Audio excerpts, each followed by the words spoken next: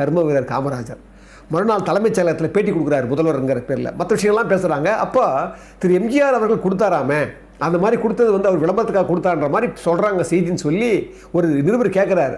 அப்போ கோவப்படுறாரு காமராஜர் அவர்கள். முதல்ல யுத்த நிதி கொடுத்தவன் ஒரு சினிமா நடிகன் எம்ஜிஆர், அது மெய்யான சங்கதி. அது மட்டும் இல்லை, அவர் என்னை ரயில்வே ஸ்டேஷனுக்கு வந்து என்னை பார்த்து அந்த செக்கை கொடுக்கும்போது நானே பிரமிச்சு போயிட்டேங்கிறேன். இதில் என்ன ஒரு பெரிய விளம்பரம் வரப்போகுது? நல்லா யோசிச்சு பாருங்கள். இது என்ன சினிமா நடிக்க மட்டும் தான் விளம்பரமா? இப்படி வந்து ஒரு யுத்தம் நடக்குது, அதுக்கு ஒரு நிதி கொடுக்கணும், அந்த நிதியை நாம் முதல்ல கொடுக்கணும். அது மட்டும் இல்லை, அவங்க வந்து கேட்கறதுக்கு முன்னாலேயே கொடுக்கணும்னு சொல்லும்போது அந்த எண்ணெய் வந்து கொடுக்கும்போது அவரை ஃபாலோ பண்ணி எத்தனை பேர் பின்னால் கொடுக்க போகிறாங்க, எத்தனை பேர் கொடுப்பாங்க? இது சினிமா நடிகர் மட்டும்தான் விளம்பரமா? இதுக்கே பெரிய விளம்பரம்யா. இது பல விஷயங்களுக்கும், பெரிய விஷயங்களுக்கெல்லாம் இது விளம்பரம். அதை முதல்ல புரிஞ்சுக்குங்கய்யா அப்படின்னு அவர் வந்து அந்த பத்திரிக்கையாளர் மத்தியில் வந்து சிஎம் சொல்கிறாராம், சொல்கிறாராம் கடைசியாக முத்தாய்